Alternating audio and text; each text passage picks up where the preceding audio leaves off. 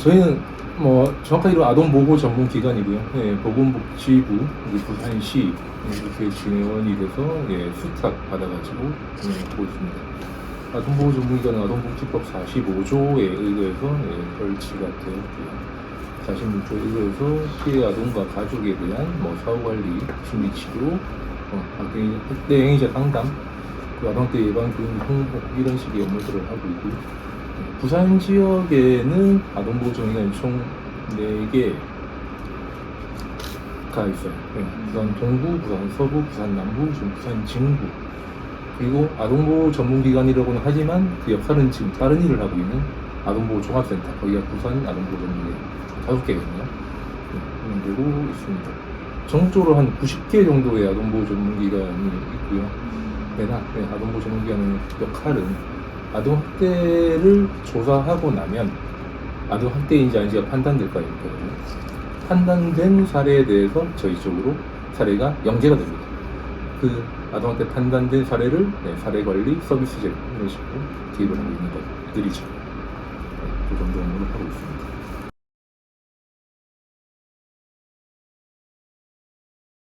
어때요? 아동학대 심각하신 것 같아요? 저희는 일을 하니까 굉장히 많은 아동학대를 접해요. 그래서 매우 심각하다고 생각을 하죠. 당연히 저는 일이 이거니까. 선생님들은 어떠신가요? 주위에서 아동학대가 좀 심각하게 일어나는 것 같아요. 같은 경우에는 어린이집이나 이런 데서 빈번하게 아동학대가 일어난다는 뉴스가 자주 나오고 있어서 요즘 들어 더 심각한 것 같다는 생각을 하고 있어요. 뉴스로 접하는 것으로 그죠? 아동학대에 대해서 이해를 하시잖아요. 근데 실제로 뉴스에 나오는 거는 거의 없습니다. 네, 전체의 뭐 1% 채 안 될 것 같아요. 뭐 아래 내용 보시면은 대부분의 아동학대가 가정내에서 일어나요. 네, 부모에 의한 아동학대가 80%가 넘죠. 근데 이슈가 되는 거는 뭐 학교, 어린이집, 유치원 이런 데서 더 이렇게 극적이니까 아무래도 그죠? 자극적이고 그런 식으로 발표가 많이 나는데 많지는 않습니다. 뭐 없진 않은데 많지는 않습니다. 대부분이 가정 내에서 일어나는 아동학대입니다. 저희가 연마다 아동학대 통계를 내는데, 아동권리 보장의 통계를 내는데, 현재 22년까지밖에 통계가 추출이 안 됐어요. 23년 거는 아마 올해 9월달쯤 아마 나올 것 같아요. 나오진 않아서 2022년까지 담았고, 총 신고는 44,531. 아동학대 판단이 2020년도에 27,971 이렇게 되었네요. 오히려 21년보다는 좀 줄었는데요. 줄어든 거는 뭐 아동학대가 좀 덜 발생했다기보다 2020년도에 아동학대 전담 공무원이 생기면서 진짜 엄청나게 신고가 늘었어요. 아동학대 체계가 변경되면서 아동학대 체계가 변경되는 거에 대해서 홍보도 좀 많이 있었었죠. 그러면서 신고가 엄청나게 많이 발생했는데 실제로 판단된 사례도 그러다 보니까 많아지고 워낙에 신고가 많이 되다 보니까 그 위에 신고는 좀 줄어드는 느낌이죠.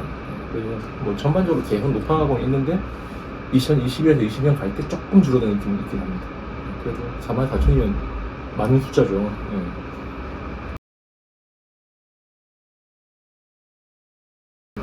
정서학대가 많아요. 어쩔 수 없어요. 이게 신체학대를 할 때 좀 친절하게 신체학대를 하진 않겠죠. 그러니까 신체학대, 정서학대가 같이 하는 경우가 많이 있고, 그리고 정서학대 부분이 아무래도 뭐 범위가 넓고 물리적 접촉이 없더라도 아이가 뭐 좀 피해를 입었다, 치유가 필요하다라고 한답니다. 정서학대 잡으니까. 정서학대가 월등히 많습니다. 일단 정황에 대한 조사가 있어야겠죠. 그리고 뭐 객관적인 증거, 그러니까 멍이나 이런 식의 것은 없지만 아이가 말하는 진술 내용과 그리고 뭐 행위자, 피신고자가 말하는 내용들, 그리고 주변에서 본 사람이 있다면, 뭐 또는 또 CCTV나 그런 식의 영상들이 남아있다면, 녹취록이 남아있다면 그걸 가지고 판단을 하게 되죠.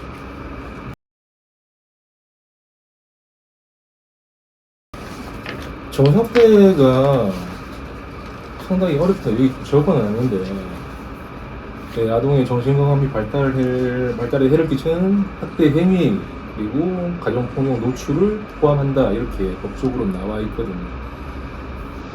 그러다 보니까 이 정신건강의 발달을 해치는 행위가 어떤 건지 범위가 너무 넓은 거예요. 뭐 욕설도 있겠고 따돌림도 있겠고 잠을 재우지 않는 것, 뭐 이런 식의 등등등 해서 많이 나옵니다. 여기 나오는 내용은 뭐 원망적, 거부적, 적대적 또는 정멸적인 언어폭력, 예, 뻘겋게 조금 내쫓는 행위, 요즘 잘 있지는 않은데, 비교, 차별, 편애, 왕따, 그리고 버린다라는 이런 말을 하는 것.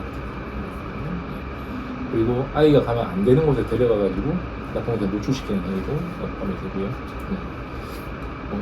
감금, 약취, 유인, 나동, 너무 이런 거 나가는 거죠.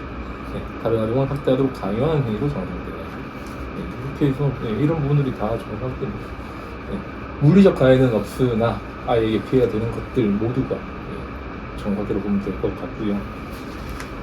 정상화대는 항상 말이 많아요. 이게 왜 학대냐 이런 식으로. 그러다 보니까 여기도 좀 적어놨는데 정상학대로 재판을 받는 사람들이 내가 왜 학대냐라는 내용으로 헌법 소원, 위헌 소원을 낸 경우가 몇 차례 있더라고요. 최초는 2015년도 어린이집 원장이 한번 한 게 있고 최근에 2020년 소원 자체는 2019년도에 있었고요. 그때는 친구의 엄마 뭐 이런 식으로 해서 정상학대. 그러니까 이렇게 재판이 진행됐는데 그에 대해서 이건 위헌이다. 그냥 명확하지 않은데 어떻게 이게 학대냐 이렇게 되어 있었어요. 그래서 그 내용을 좀 담아봤습니다. 청구인의 주장을 좀 같이 보시면 될 것 같고요. 여기 보면 죄형 법정주의의 명확성 원칙에 위배된다 라는 내용으로 청구를 했어요. 요때 아동학대 내용이 그걸 본다. 2014년도에 있었던 사건이었는데 부산에 있었던 사건입니다. 초등생 아이가 다른 친구로부터 학대폭력을 당했어요. 이 학대폭력 당한 이 피해 아동의 엄마가 화가 나신 거죠. 그래서 이 가해 아동에게 뭐라고 한 거예요. 여러 차례. 그래서 법원에서 벌금 500만 원을 결정받습니다. 그러면서 뭐 고등법원, 대법원 이런 식으로 막 이렇게 올라갔겠죠. 그러면서 이 헌법재판소에 이거를 위헌 소원을 냈는데 그에 대한 결론입니다. 판단부분 좀 밑줄 보는 부분 보시면 아동의 정신건강 및 발달에 해를 끼치는 정서적 학대이란 아동이 사물을 느끼고 생각할 조로로 되어 있습니다. 여기서는 이건 2015년, 2016년도에 있었던 내용인데 정서학대가 좀 모호하다면 이게 신체학대, 정서학대, 성학대, 방임이 같은 아동복지법 17조 금지행위로 되어 있거든요. 신체학대, 방임, 성학대에 준하는 수준의 피해를 입었다면 정서학대를 볼 수 있을 것이다 라고 하는 내용이었고요. 2015년 이거는 설레예요. 설레. 뒷장에 보시면은 나의 설레 변경의 필요성에 보내요. 그럼 이거를 정상학대로 판단하는 게 또 위헌이냐 판단하기 어려운 게 맞지 않느냐라는 부분에서 다시 검토를 했을 때 행위의 수단 내지 방법, 그로 인한 결과와 피해 아동의 성별, 나이 등에 비추어 사회 통념상 용인할 수 없는 범위를 벗어난지 여부를 확인하고 난 다음에 충분히 재판장이 판결이 가능하다. 어렵죠. 그래도 어렵죠. 그죠? 그래서 이것은 위헌이 아니다 라는 부분으로 나왔습니다. 결론적으로 앞선 내용과 뒤의 내용을 합치면 이 아이에게 신체, 방임, 성학대에 준하는 아이의 심리, 정서의 발달을 저해하는 행위를 했다면 그 정상학대일 테고요. 그 부분은 사회 통념상으로 재판장이 충분히 결정할 수 있는 수준이다 라는 내용으로 정상학대 나오십니다. 그래도 어렵죠. 그래서 아직까지 많이 나와요. 최근에 많이 나온 게 교원들, 학교 선생님들이 정서학대 막 많이 하잖아요. 그러면서 뭐 정서학대가 이게 왜 정서학대냐, 이게 정당한 뭐 교육 활동인데 이게 정서학대냐 이런 식 많이 나오잖아요. 굉장히 말이 많아요. 그것 때문에. 지금 국회에서도 이 교사들을 정서학대 행위에서 좀 제외하기 위한 여러 가지 입법들이 있거든요. 참 안타깝습니다. 똑같은 행위를 집에서 또는 뭐 다른 길에서 누군가가 하면 학대이고 학교에서 선생님이 하면 학대가 아닌가? 오히려 더 모호해지는 상황이 될 것 같기도 했었고 저는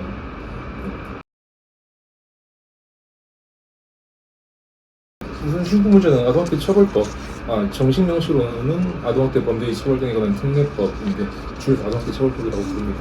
그 10조에 나와 있어요. 다음과 같은 직군에 있는 사람들은 아동학대 발견 또는 의심될 때 무조건 신고를 해야 되는 사람들로 이렇게 쭉 나있습니다. 그래서 밑줄 꺼놨어요. 아동학대 범죄를 알게 된 경우, 그리고 의심이 있는 경우 즉시 신고하여야 한다. 해야만 합니다. 해도 된다. 아닙니다. 해야만 합니다. 그런 직군이에요. 그리고 첫 번째 보면은 뭐 아동권리 보장 과정들을 쭉 해가지고 총 26개의 종류가 있습니다. 네. 뭐 보시면은 딱 그럴 법한 곳일 겁니다. 아이와 관련된 기관, 아이를 접하기 좋은 직군들, 뭐 의료적 아니면 뭐 119와 같은 응급적인 개입이 필요한 그런 곳 시죠. 예. 다만 경찰 이런 데가 빠져 있는데 빠진 이유는 그들은 조사를 하는 사람이에요. 수사를 하는 사람입니다. 그래서 빠지게 된 거예요. 조사에 권한 있는 사람들이 신고 있는 빠지게 되고, 아동보호 전문기관도 예전에 조사를 같이 했었거든요. 지금 아동학대 전담공무원이 조사를 하고 있지만 뭐 예전 2020년 10월 이전에는 아동보호 전문기관에서 조사를 하고 발의 권리하고 있었거든요. 그때는 저희는 여기 14호에 나오는 신고 의무자가 아니었어요. 그때는 없었어요. 빠졌었는데 체계가 바뀌면서 들어오게 되었고, 총 26개 종류의 직군에서 아동학대 발견 또는 의심 시 반드시 신고하게 되어 있습니다. 신고 의무자가 어떠해야 되느냐라고 하면 당연히 아동에 대한 관심이 많아야 되겠죠. 권리에 대한 이해가 높아야 될 거고, 이런 행위는 안 된다는 것을 충분히 아는 사람이어야 되겠죠. 그리고 이 아동에 대한 뭐 권리뿐만 아니라 이 아동도 한 명의 그것도 권리죠. 아동의 한 명의 인간으로서 당연히 지켜야 되는 부분. 그리고 이게 아동에게 피해가 된다 안 된다, 이게 어른하고 다르니까 애들이 그에 대한 이해도 충분히 있어야 될 상황이고요. 여기 밑에 좀 적어놨는데, 근데 그럼에도 불구하고 아동학대 신고 의무자가 신고를 안 하는 경우가 많이 있습니다. 많이 있는데 그 내용을 좀 조사를 해보니까 그 아래와 같은 내용이 나옵니다. 신고 후 아동의 상황이 더 나빠질까봐.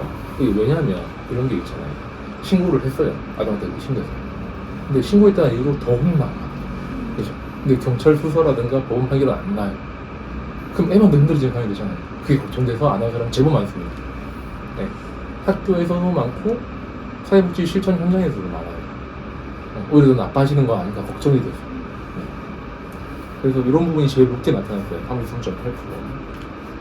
그 다음에 아동학대 유무에 대한 확신이 서지 않아서 애매한 경우 있습니다. 애매한 경우. 그러니까 그 가정까지 가보지 못한 경우도 있겠고, 이상하기는 한데 좀 애매한 거죠. 애한테 무슨 안 좋은 냄새가 나는 것 같은데 아주 집 자체가 더럽다거나 때가 묻어 있다거나 이런 식의 것까지는 안 가는 방임 같은 것들 그런 교육들고, 어떤 상처가 있는데 치료를 받았는지 안 받았는지 모르겠고, 멍인데 무슨 맞은 것 같은데 애가 부딪혀서 그렇다 이렇게 말하 이런 식의 상황. 그러니까 이게 애매한 경우가 또 있었나 봐요. 확신이 서지 않아요. 그런 경우가 있고요. 그 다음이 좀 중요한 부분들인데, 가해 주 양육자의 위협. 그러니까 민원과 같은 니 때문에 당신이 신고해서 우리 집이 내가 이렇게 되지 않느냐, 이렇게 제법 많거든요. 저도 많이 당했던 것 같아요. 그 위협이 걱정돼서 그런 게 있고, 그 다음에 신고 후 진행 절차에 대한 불신. 내가 신고를 하면 내가 보호받아야 되잖아요. 왜냐하면 정당하게 신고를 교신에 신고했으면. 근데 내가 노출되거나 아니면은 나한테 피해가 올까봐, 아니면 무고나 이런 것들, 그게 걱정돼서. 뒤에 나온 거 연결됩니다. 신고 이후 소송에 시달리고, 의자 내가 이렇게 걱정을 많이 한다고 합니다. 근데 실제 신고 의무자, 그리고 아동학대 신고에 대한 경우는 모든 신고가 그러겠지만 신고자 보호가 된다고는 합니다만, 그러니까 어쩔 수 없이 알게 되는 경우가 있어요. 애가 학교 갔는데 신고를 당해왔네? 그럼 학교도 신고를 하지 알겠죠. 네. 그럼 어린이집 같은 경우에도 애 몸 상태나 이런 걸 보게 되잖아요. 애가 가는 곳이 어린이집밖에 없으면 누구신 건지 알 거 아니에요. 그래서 어떻게든 알 수밖에 없는 상황이 되기는 해요.